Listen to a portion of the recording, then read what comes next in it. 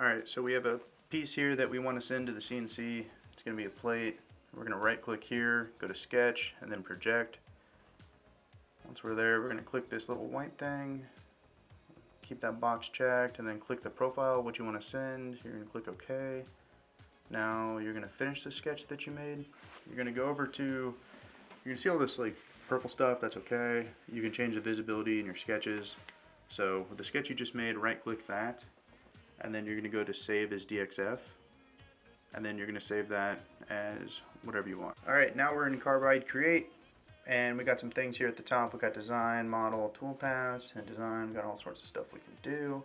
We're going to set up our stock real quick by clicking this button. Right now we got a 500 by 500 in there. Maybe we'll change that for 600 for later. You can do millimeters or inches, doesn't matter.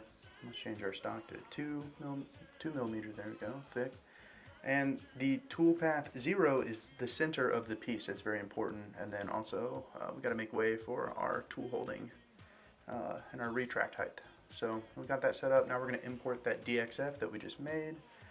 Boom, puts it right there. So now we're going to move it and drag it to the center, because we set our origin at the center. So wherever we center the CNC, this thing's just going to be. Okay, we're good here. Now we're going to go to toolpaths. So now we need to select the right toolpaths for a contour. We're going to select all, hold shift, and deselect the outer ring. Now we're going to start with a contour. That contour is using current selection. We're going to change the tool, so you're going to have this set up as whatever you're running. I have mine in down here, 1.5 deuce. Here's the feeds and speeds. They're all right. I might change the RPM here to 2400 or 24,000 rather, and the depth per pass, let's round that out, and we're good there. All right, important thing to note now is the offset direction. All the holes on the inside of your model need to be inside left, and your max depth, I would go probably 0.6 or 0.5 past where your carbon should end. Okay, we're going to do our offset direction inside left for everything inside there. Now we're going to deselect that, select this outer ring, and do a contour. There we go, contour, using just that selection. And we're going to change this to 2.6. It kept the same settings. And now we're going to go outside right. Now that's for the perimeter on the outside of your part. The reason why we do that is if we zoom in here, we see the blue part is actually where the drill path will be, or the end mill path will be. Alright, so we can look at what this is going to do. Here's a simulation, kind of 3D-ish. Alright, and then we can ignore all that and see what it's going to look like. And then we're going to save a file. And save as new.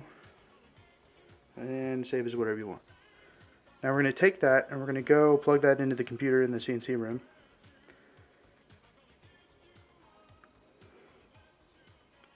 Now we're going to get our piece of carbon and we're going to tape it up, put tape on the spoil board, do some super glue, tape it, mark the center of where we think that is approximately, and we got all sorts of different tool holding stuff or end mills to deal with. For this one we'll do a 1.5 millimeter corncob bit.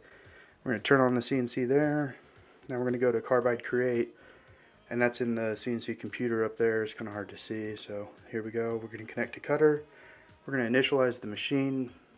When we initialize, it'll start zeroing this axis right here on the gantry, and then it'll zero the other axes. I take the little sweeper off.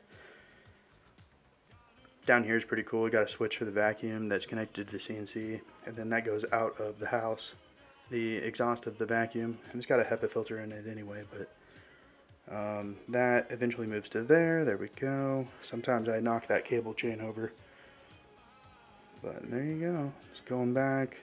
It's going to ask, hey, do you need to change a tool? No. Hit enter. It's going to go measure.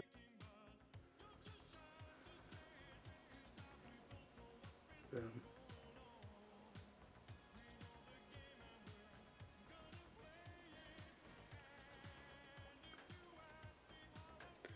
Alright, so now we're going to jog this to find the center of that plate.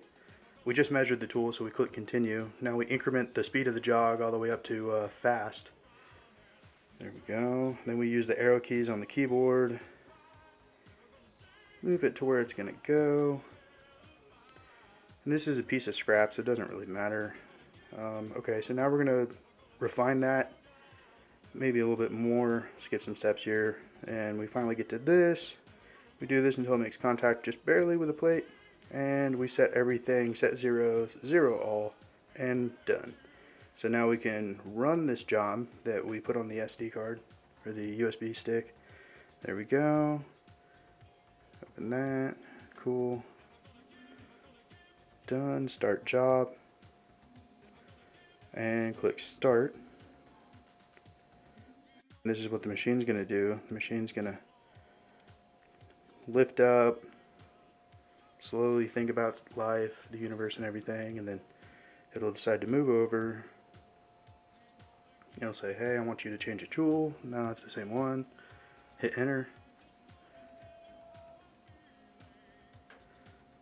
It's going down quick, then it's going to go down slow.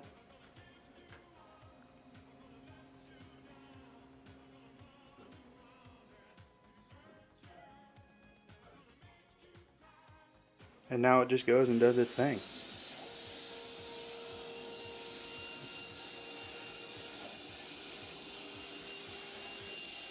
Alright, so we're going to turn on the air filter from low to high.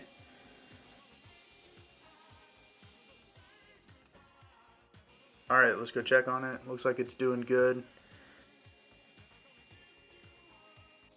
Alright, this is what happens when it finishes. It lifts up, pulls back, spindle turns off, vacuum turns off.